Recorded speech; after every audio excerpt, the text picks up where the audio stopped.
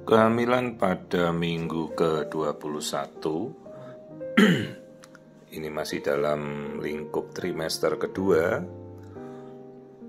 di mana kita melakukan kembali pemeriksaan screening keseluruhan untuk melihat janin secara lengkap. Dimulai dengan memperhatikan wajah janin. Ini kita lihat telinga, hidung, bibir, mulut ya. Kalau minggu 21 masih sangat jelas kita bisa melihat kondisi tampilan janin karena tempatnya masih luas dan air ketuban jumlahnya masih cukup, juga enak. Jadi kita melakukan pemeriksaan untuk melihat keseluruhan. Ini janinnya lagi menghadap ke atas, jadi kita lihat dulu tulang hidungnya ya, nasal bone. Jangan lupa untuk dicek tulang hidung itu untuk melihat kondisi seperti Down syndrome ya. Jadi tulang hidung selalu harus kita amati. Nah, ini bayinya masih menghadap ke atas, jadi saya amati dulu tampilan wajah. Ini kebetulan pas goyang ini. Jadi kalau mengambil gambar diupayakan jangan sampai bayinya goyang. Oke, kita mengamati bagian kepala. Nah, kita masuk melihat tempurung kepala utuh ya, jangan sampai ada yang rusak atau tidak terbentuk ya. Kasus-kasus akrania itu sudah harus terdeteksi. Kasus bayi tidak punya batok kepala ya. Ini lensa matanya ya, kiri kanan bening semuanya. Kemudian lihat itu lubang hidungnya, dedeknya sudah kelihatan jelas. Karena ada juga bayi tanpa lubang hidung juga ada. Atau bayi tanpa bola mata juga ada ya. Maka kasus ini kita harus bisa amati dengan teliti, dengan jelas. Kembali melihat wajah ya, kita tadi sudah lihat kan hidung, bibir, muka tampak jelas ya. Jari-jari tangan tadi sepintas kita udah lihat. Detak jantung Anda bisa tanyakan pada dokter Anda, frekuensinya itu sekitar 115 sampai 165 ya. Dok, berapa detak jantung si bayi? Tanyakan selalu. Dia harus berada dalam range antara tadi ya. Baru kemudian kita amati rongga jantung ya, bentuk jantung. Jangan lupa jantung itu ada 4 ruang. Itu pelajaran kita kelas 4 SD dulu ya. Ada 2 serambi, 2 bilik. Bilik kanan, bilik kiri, serambi kanan, serambi kiri. Terus Anda bisa melakukan pengamatan aliran darah jantung. Memang itu butuh keahlian khusus, makanya kita konsul ke feto maternal ya. Pemeriksaan standar tuh namanya fetal cardiac screening, dia hanya melihat 4 ruang jantung saja.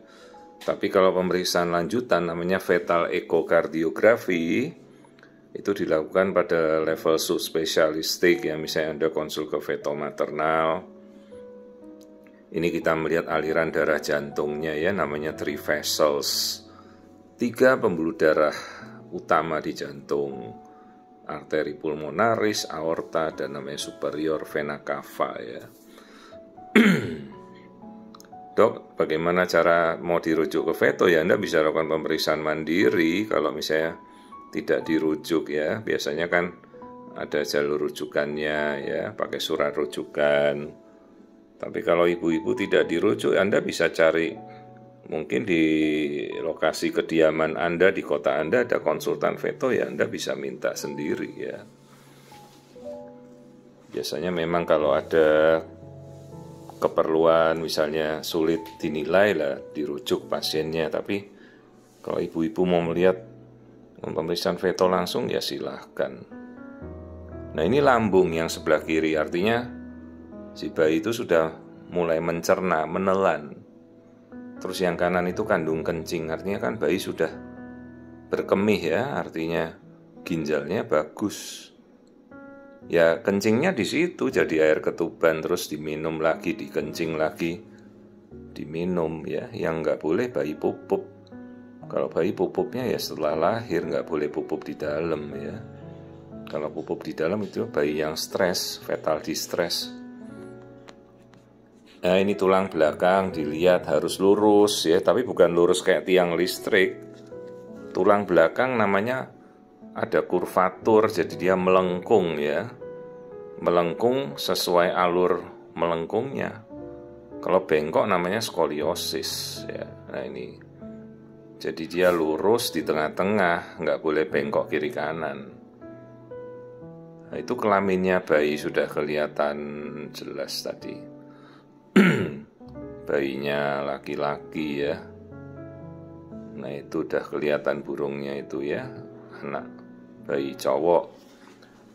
Biasa juga saya akan menganjurkan untuk pemeriksaan genetika namanya NIPT sejak awal hamil. Karena NIPT itu sudah sangat terjangkau, hampir di bawah 2 juta. Dan itu sudah bisa di hampir seluruh Indonesia ya. Kita melakukan pemeriksaan genetika.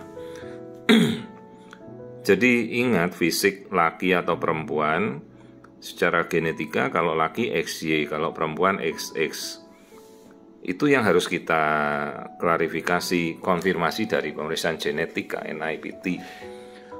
Karena ada juga kelainan seks kromosom, secara fisik laki tapi kromosomnya ada XXY atau XYY ya.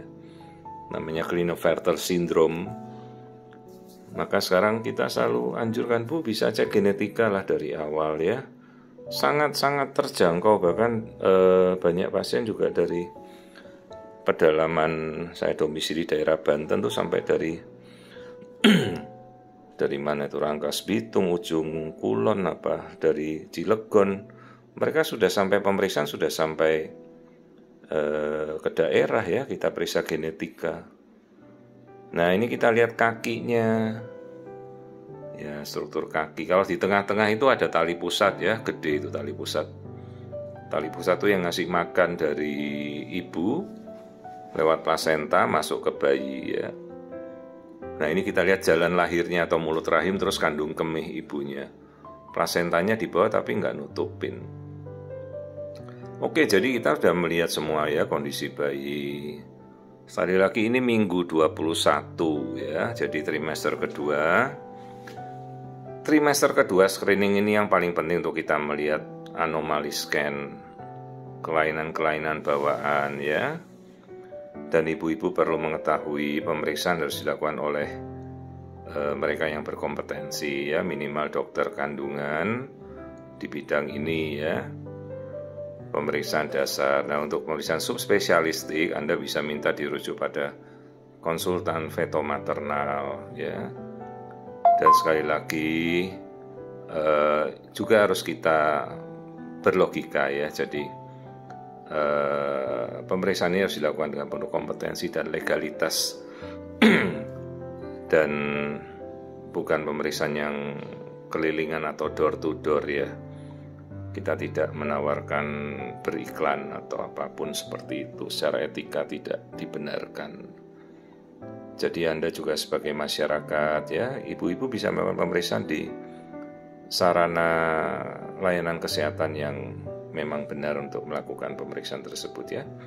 Bisa pada puskesmas ya, atau pemeriksaan pada rumah sakit, klinik, di mana dilakukan pemeriksaan oleh dokter kandungan atau tidak dilakukan oleh konsultan feto maternal ya. Kalau konsultan feto maternal dia harus menempuh pendidikan tambahan lagi setelah jadi dokter kandungan. Ini kita lihat bayinya kelaminnya laki-laki ya tadi ya. Untuk layanan kesehatan primer ya di puskesmas, dokter umum mereka ditugaskan untuk melakukan pemeriksaan dasar ya. Tapi kalau sampai untuk berpraktek, ya kita harus mengerti batasan level kita ya. Karena pemeriksaan kehamilan tuh minimal oleh seorang dokter kandungan untuk pemeriksaan USG tersebut. Nah, di sini kita lihat tadi wajah. Nah, sebentar ini kita, ya oke. Tuh, bayinya sudah mengeluarkan ekspresi sendiri. Dan ekspresi wajah itu mencerminkan fungsi otaknya bayi ya. Sekarang sudah ada artificial intelligence, dia memperjelas tampilan wajah bayi, cuma memang cukup kompleks ya, mesti kita gabungkan lagi dengan modul AI-nya dari komputer. Biasa kalau saya sempat ya saya combine gitu dengan pemeriksaan AI, tapi kalau tidak dengan pemeriksaan standar saja sudah sangat-sangat memadai kok ya. Banyak contoh pemeriksaan kombinasi AI dengan USG saya tampilkan di YouTube ya. Oke, jadi ini semuanya 21 minggu kita sudah lihat seluruhan struktur anatomi janinnya dengan sangat jelas. Ya, ekspresi wajah bayinya juga terlihat. Artinya ini fungsi otak baik. Kasus-kasus seperti cerebral palsy atau kelumpuhan itu bisa kita lihat dari fungsi motorik pada saat bayi itu bergerak di dalam ya.